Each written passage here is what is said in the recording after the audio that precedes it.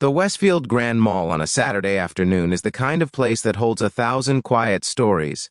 The soft hum of conversation, the distant sound of a fountain, the warm glow of shop windows reflecting off polished marble floors. It is a place where people come to buy things they need and sometimes things they don't. But on this particular afternoon, it became the stage for something that nobody who was there would ever quite forget. Her name was Claire Whitmore. She was 51 years old, with warm brown hair that fell loosely past her shoulders and eyes the color of dark honey. She wore a simple blue blouse and jeans, comfortable shoes, nothing flashy. She carried a canvas tote bag on one arm and was kneeling near the center corridor of the mall, carefully rearranging the contents of a gift basket she had been carrying for her neighbor's birthday. The basket had slipped from her hands just moments before, sending wrapped chocolates and small jars of jam scattering across the floor. She was laughing softly to herself as she gathered everything back up, because Claire had always been the kind of woman who laughed at small accidents rather than letting them ruin her afternoon. She had learned that over the years. She had learned a great many things. A few paces away, watching her from beside a tall potted plant near the center of the corridor, stood her husband. His name was William Hargrove. He was 57, broad-shouldered, with silver at his temples, and the kind of stillness about him that comes not from coldness, but from a very deep sense of peace. He wore a charcoal suit jacket over a simple white shirt, no tie. He had been talking quietly on his phone, but had lowered it now, watching Claire with a soft smile, the way a man watches someone he has loved for a long time and still finds wonderful.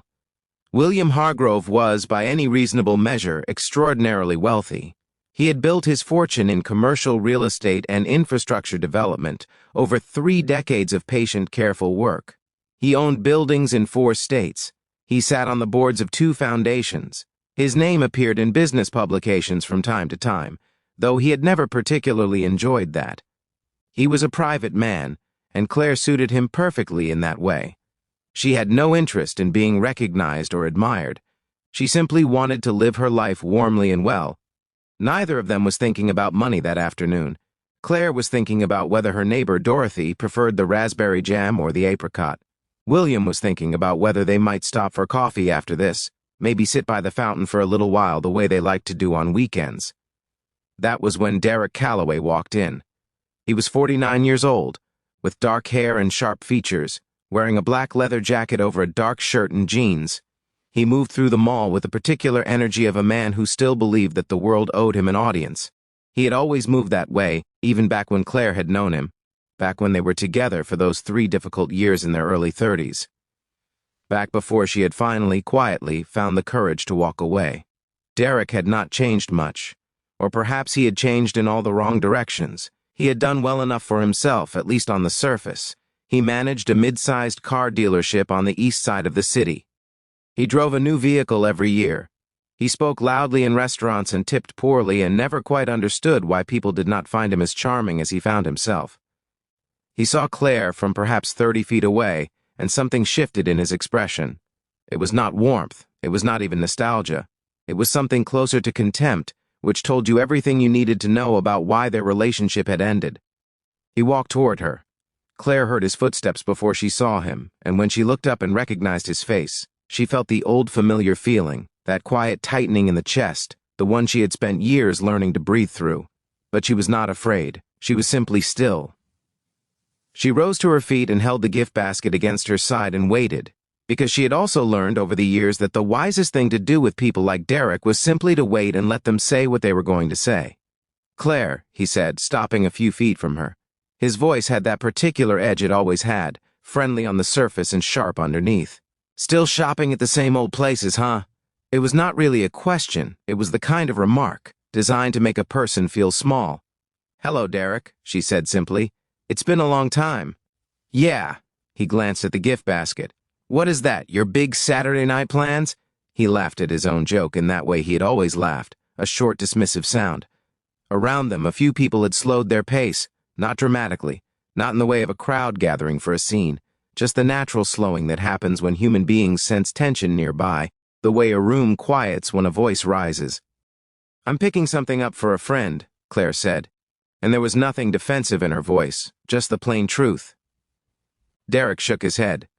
"You know, I always felt bad for you," he said, and now his voice had dropped into that particular register that Claire remembered well, the one that was meant to sound like concern but was really just cruelty wearing a different coat. "You never really had much ambition, did you? Always just kind of drifting." Claire looked at him for a moment. She thought of the things she could say. She thought of the years she had spent after leaving him, rebuilding herself slowly and without drama, going back to school at 35 to finish the design degree she had set aside, building a small but genuinely beautiful career doing interior work for hospitality clients, meeting William at a project consultation when she was 43, and recognizing in him something she had never quite found before. A man who was genuinely interested in who she was, rather than who she made him appear to be. She thought of their home in the hills outside the city, the garden she kept, the mornings they spent reading together before the day began. She thought of all of that, and she chose to say none of it, but Derek was not finished, and this is where the afternoon changed. He reached out with one foot and kicked the base of the gift basket she was holding, not hard enough to hurt her physically, but hard enough to send it spinning out of her arms, jars and chocolates and tissue paper scattering again across the floor. Claire stumbled, caught herself against a nearby display stand, and ended up on one knee on the marble floor, her hand flat against the ground to steady herself. There was a moment of complete silence. Then several things happened at once. A young woman nearby said something sharp and indignant. An older gentleman in a cardigan took a step forward, and William Hargrove, who had seen everything from his position near the potted plant, put his phone quietly into his jacket pocket and walked toward his wife with the calm, unhurried pace of a man who has never needed to rush because he has never doubted that he would arrive exactly when needed. He reached Claire first, crouching beside her, his large hand gentle on her arm. "Are you all right?" His voice was low and even, meant only for her. "I'm fine," she said, and she squeezed his hand and meant it. He helped her to her feet, then turned to look at Derek. Derek had gone very still. He was looking at William the way people sometimes look at something they cannot quite place, trying to find the reference, trying to understand what he was seeing, the suit, the quiet authority, the way people nearby had shifted almost unconsciously, the way people do when someone of genuine substance enters a situation. "Who are you?" Derek said, and for the first time his voice had lost some of its edge. William did not answer immediately. He bent down and began picking up the scattered items from the floor, placing them carefully back into the basket. A few other people nearby did the same, quietly, without being asked. The young woman who had spoken out handed him the little jar of raspberry jam. The older gentleman in the cardigan retrieved a ribbon that had drifted toward a bench. There is something about watching a powerful man perform a small, humble act of care that tends to recalibrate a room. When the basket was reassembled and back in Claire's arms, William straightened and looked at Derek again. Not with anger. Not with a theatrical coldness that a lesser man might have performed for an audience. Just with a kind of clear, steady attention.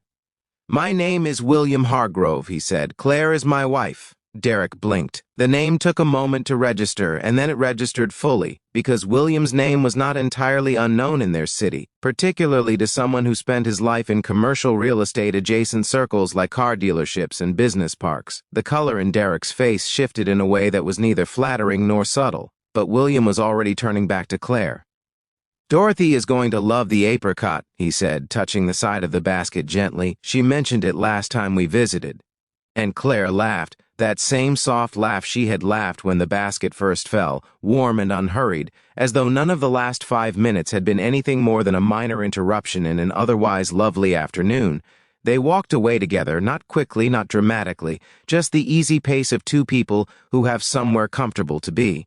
Behind them, Derek stood alone in the center of the corridor, surrounded by people who had seen everything and would go home that evening and tell the story to their families at dinner, not as a tale of humiliation exactly, but as something quieter and more lasting.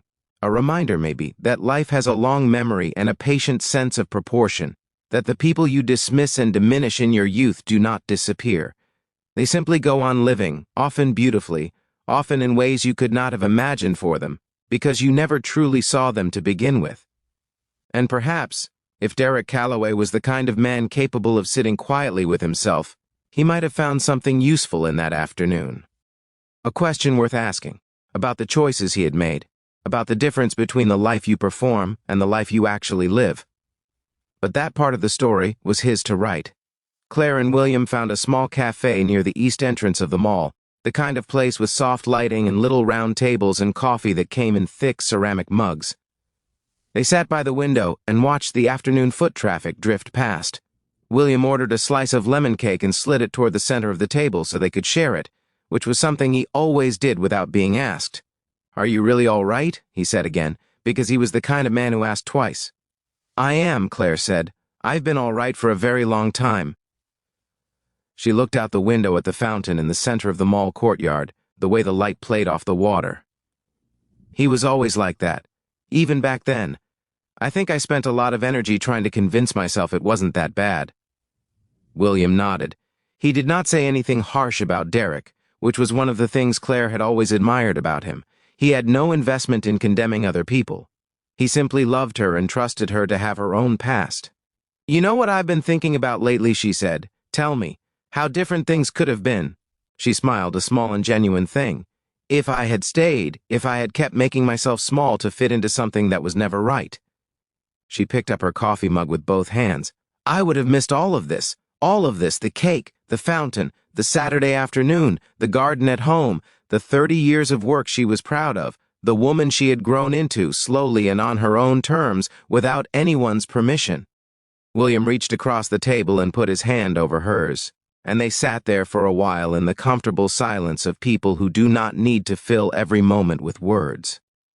Outside, the mall continued its Saturday rhythm: families with strollers, teenagers with shopping bags, older couples walking slowly, arm in arm in no particular hurry. Life, in all of its ordinary and extraordinary forms, going on. There is a kind of wisdom that only comes with time, not the sharp, ambitious wisdom of youth, which is really just intelligence wearing confidence it hasn't quite earned yet, but the deeper, quieter wisdom that settles into you somewhere around the middle of your life, if you've been paying attention.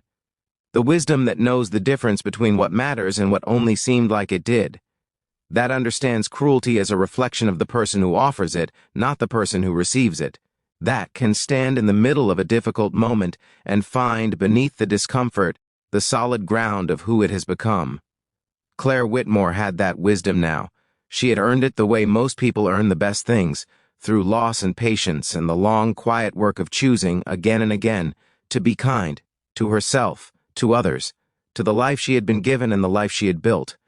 She left a good tip on the table when they rose to go. They walked out into the afternoon together, unhurried, toward the rest of their day.